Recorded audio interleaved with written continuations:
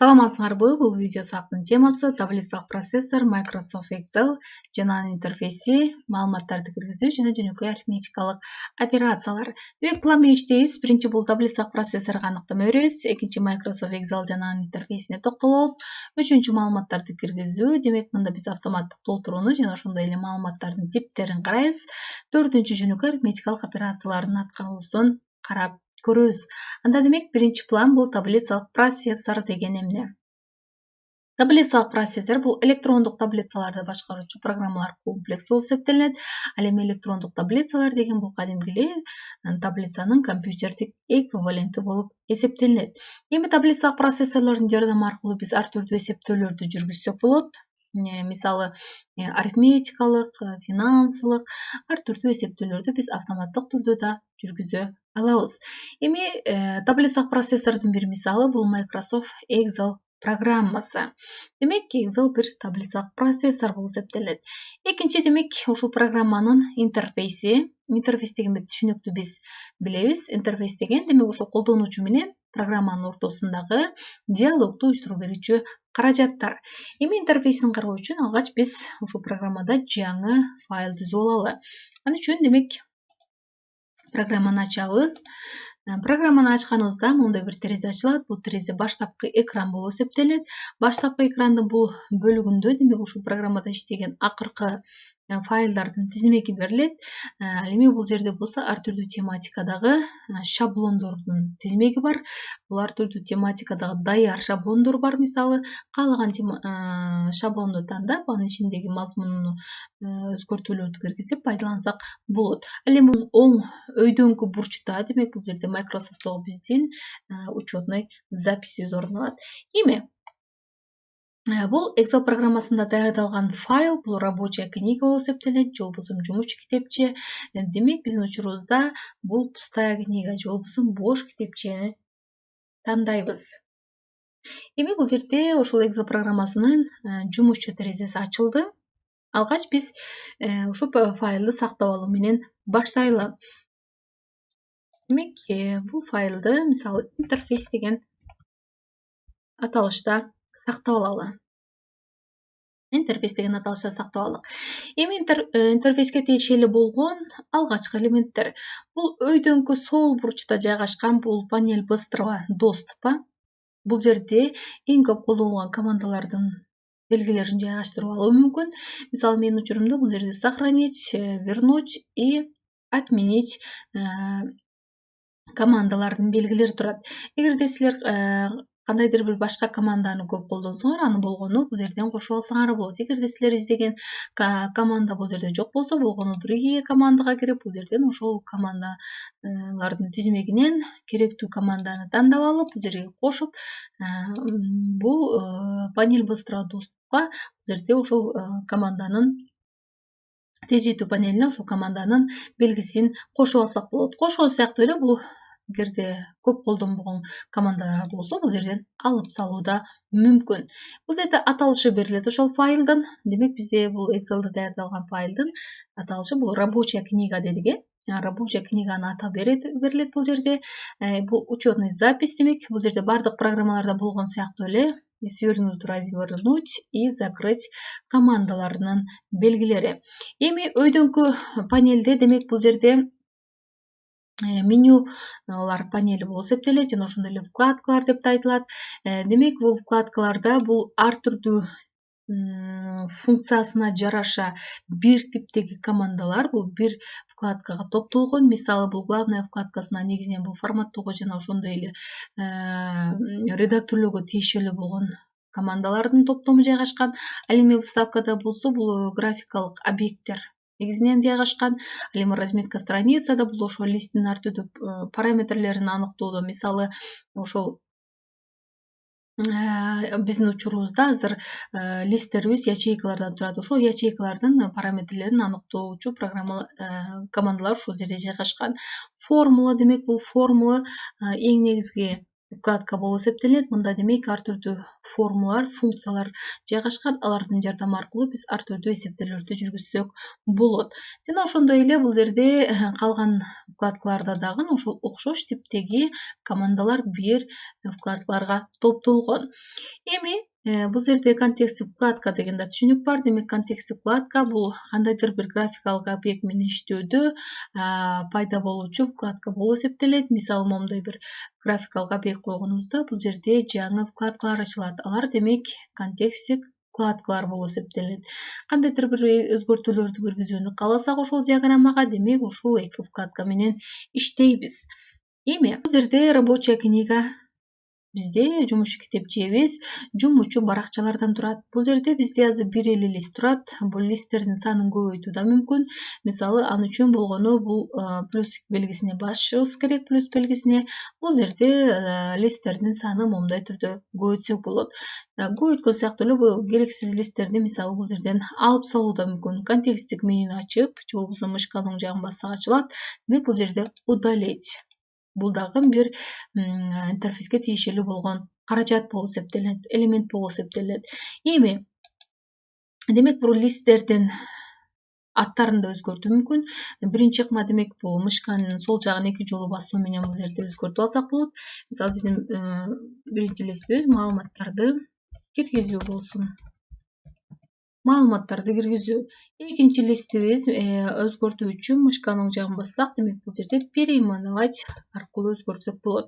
Эми арифметикалык жөнөкөй операциялар, например. Арифметикалык операциялар. Калган листтердин дагы ошондой атын өзгөртүп, жерде каалагандай листтерди кошуп алсак болот. Эми бул листтерди мисалы жайын алмаштыруу да мүмкүн. Болгону мышканын сол жагын басып, бошотпой туруп, момундай түрдө жайын алмаштыруу да мүмкүн. Эми листтер эмнелерден турат? Листтер деген бул ячейкалардан турат. Ячейка деген бул строка менен столбестин кесилишиндеги область болуп эсептелет. Бардык могул чакмакчалар бир ячейка болуп эсептелет. Эми ячейка демек бул столбец менен строканын кесилишиндеги аймак. Ал эми ар бир ячейканын бул жерде өзүнүн адреси бар. Адреси демек бул столбецтер деген латын чоң тамгасы менен белгиленет. Бул столбецтер, ал эми строкалар болсо оң бүтүн сандар менен белгиленет. Эми демек мында ошол ячейканын адреси болсо, ошол столбец менен строканын биргелешкен аталышынан келип чыгат. Бул ячейканын аталышы бул жерде ошол адрестер полясында, адрестер талаасында бул жерде көрсөтүлүп турат. С4 демек С столбеси 4-чү строка.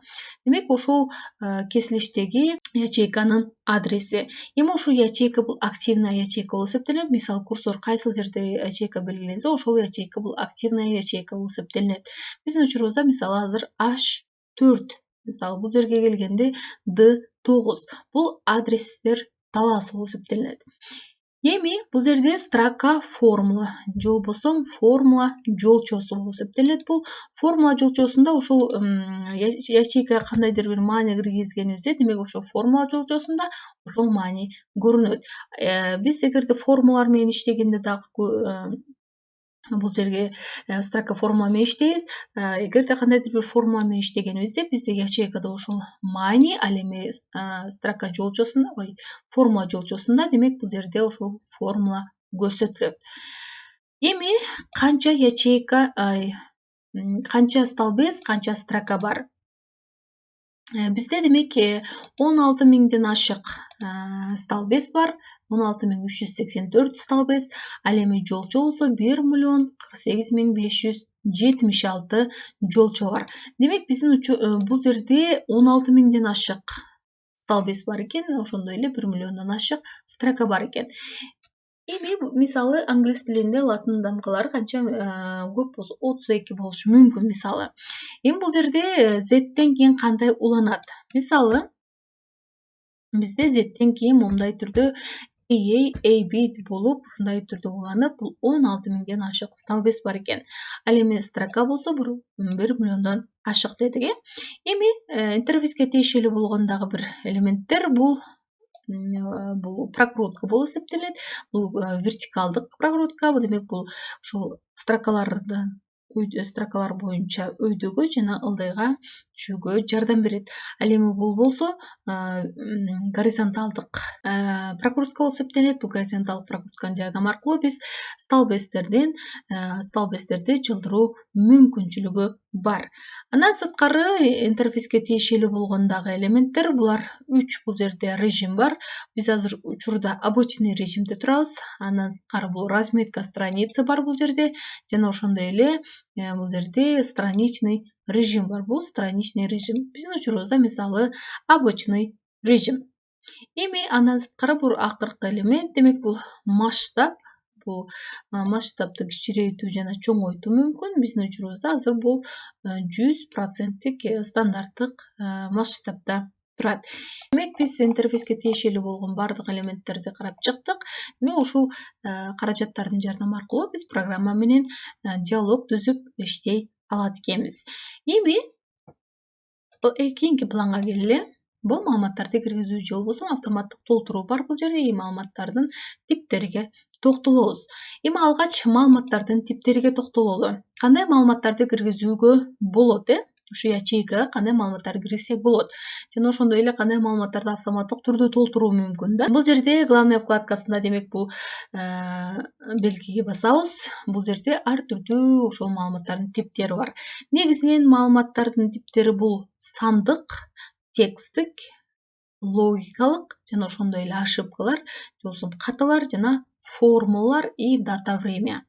Эми ушул 5 маалыматтын тиби, ал эми бул сандык маалыматтын тиби өз ичинде дагы мисалы денежный бул жерде, процентный, дробный, экспоненциальный бул жерде ар түрдүү ушул сандык маалыматтардын түрлөрү бар. Ошол маалыматтарды киргизсек болот. Биз формулаларга, логикалык маалыматтарга кийинчерээк токтолобуз. Бүгүн биз сандык жана тексттик маалыматтарды киргизүүнү карап көрөбүз жана дата времяны.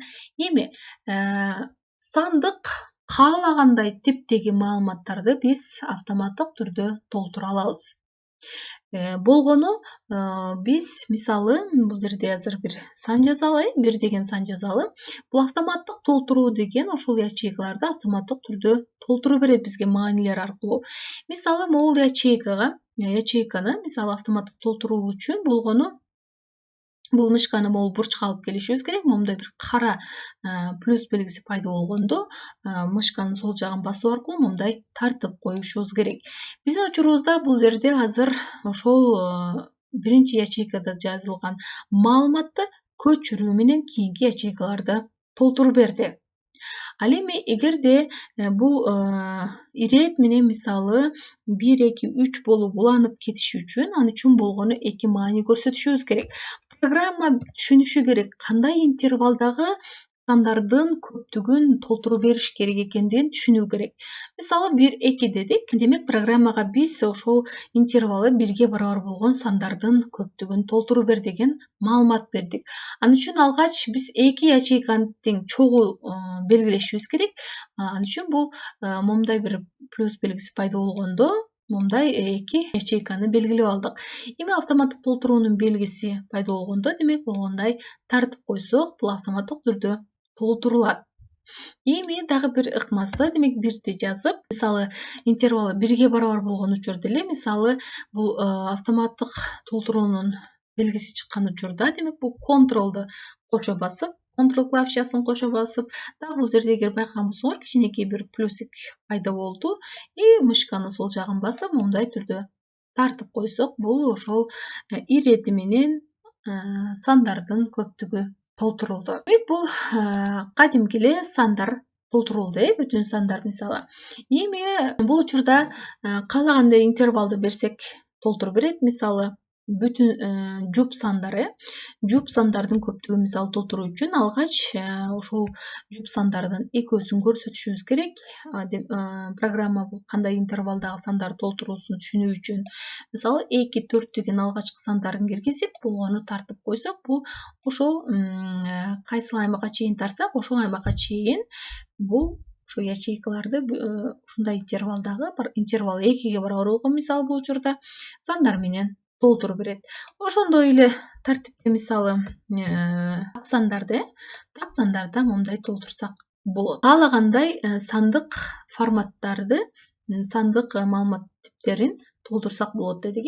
Мисалы бул жерде кандай маалыматтык типтер бар? Мисалы денежный да. Мисалы бизде бул жерде алгач 14 дейли, 14 мисалы 25 дейли. Эми ушул маалыматтарды алгач толтуруп алалы. Демек бул жерде интервал канча барабар болсо ошондой интервалдагы баардык сандарды мисалы белгиленген аймакка чейин толтуруп берди. Эми ушул сандардын сандык типин өзгөртүү үчүн алгачкы ыкма демек бул жерде мисалы денежный кабыл алсак болот. Эми биздин учурда бул жерде рубль деп турат, аны өзгөртүү да мүмкүн. Бул мисалы рубль боюнча калса бул биринчи ыкма болду. Эми бул жерде түрдөн кийин нолдор болуп турат. Бул нолдорду алып салуу үчүн болгону бул жерде эки жолу басып коюу керек. Разрядты азайтып коюшубуз керек. Эми мисалы ошону сом менен киргизели. Алгач демек сом менен киргизүү үчүн мисалы кандайдыр бир сандарды киргизип алалы алгач, толтуруп алалы.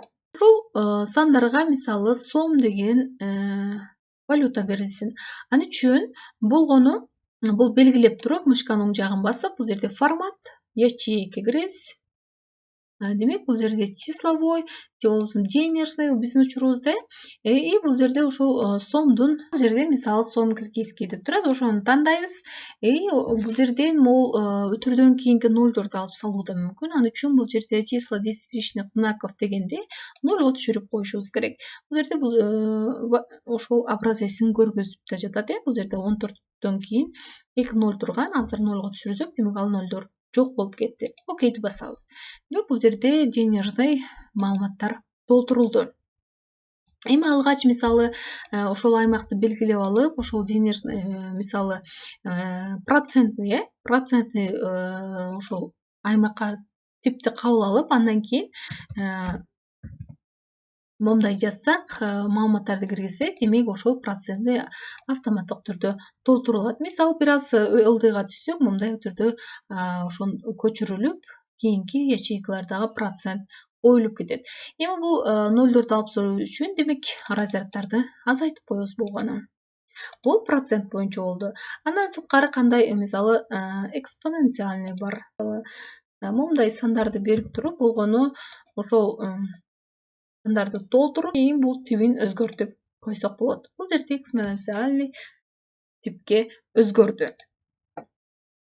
Андан сырткары дагы эмне бар бул жерде? Биз кандай сандарды кандай маанилер менен мисалы автоматтык түрдө толтуруу мүмкүн. Мисалы дата время да. Мисалы бүгүнкү датаны жазсак, бүгүнкү датаны жазуу менен бир гана датаны жазуу аркылуу эле бул жерде тартып койсок, кийинки күндөрдүн бардык тизмеге түшүп, бул жерде автоматтык түрдө толтурулат. Эми бул толтурулганда момундай бурчта момундай белги чыгат. Демек ушул белгиге кирүү аркылуу биз бул жерде по рабочим дням десек, эгер бул ошо суббота жана воскресенье кадал келген числолорду алып салып, калган даталарды бул жерде толтуруп берет. Эгерде по месяцам десек, демек ошол ар бир айдын 19-у берилди бул жерде. Ал эми по годам десек, ошол ар бир жылдын 19 январы берилип, бул жерде 38 жылга чейин толтурулду. Каалагандай момундай форматта толтуруп алсак болот экен. Мисалы по дням десек, демек ошол ар бир күндөр толтурулат. Андан сырткары демек время дагы бар бизде. Мисалы бул жерде алгач ошол времяны тандап алып, мисалы жүрүлөт, демек ошол времяны бул жерде өзгөртсөк болот. Мисалы бирден мындай түрдө жазып алып, андан кийин болгону тартып койсоңор, ошол ар бир сааттын ошол минуталары жерде автоматтык түрдө толтурулат. Эми сандык каалагандай сандык типтеги маалыматтарды бул автоматтык түрдө толтуруу мүмкүн. Эми бул жерде тексттик информацияларды автоматтык түрдө толтуруу мүмкүн, бирок фиксирленген гана тексттик информацияларды автоматтык түрдө толтурсак болот. Фиксирленген информацияларга эмнелер кирет? Мисалы вторник да. жума күндөрүнүн аталышы. Жума күндөрүнүн аталышында мисалы бир эле күндү жазуу аркылуу калган күндөрдү момундай түрдө толтурсаңар болот. Жана бул жерде белги пайда болгондо мисалы если по рабочим десеңер, бул жерде суббота жана воскресеньяны алып салат мисалы. Эми по дням десеңер, анда кайра ошол ордуна келип суббота воскресенье да кошулуп калат. По рабочим десеңер, бул жерде жок болуп кетет.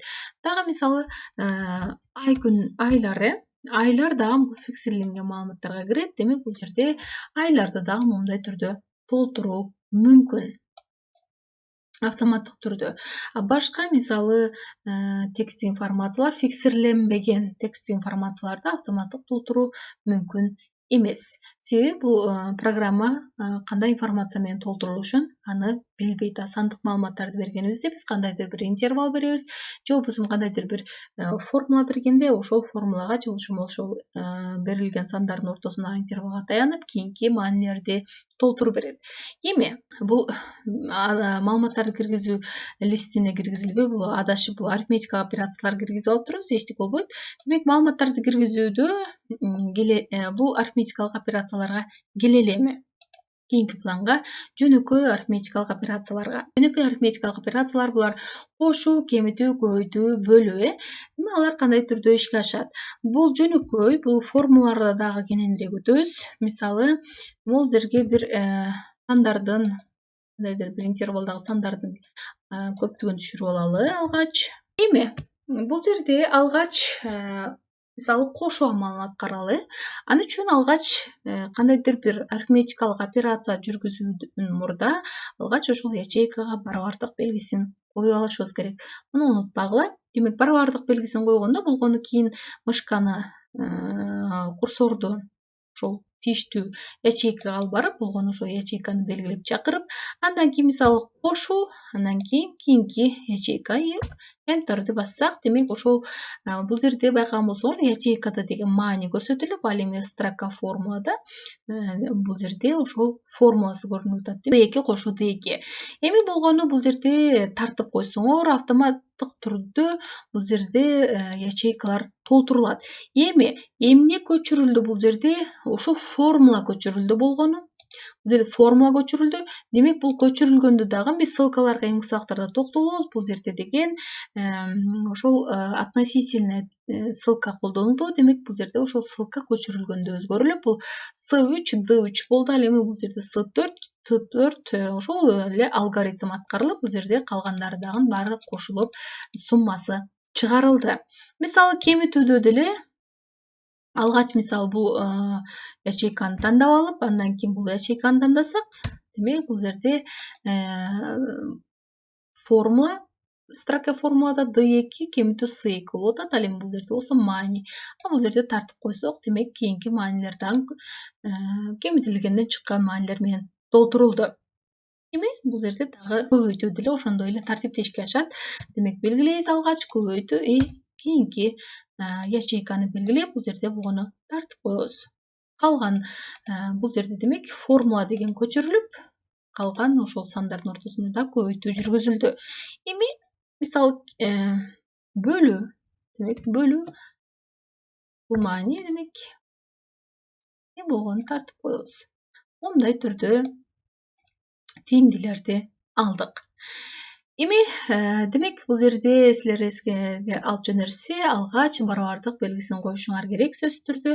Андан кийин болгону ошол ячейканы чакырып, андан кийин ортосундагы ошол арифметикалык операциянын белгисин коюп, кийинки ячейканы чакырып, болгону Enter клавишасын басууңар керек.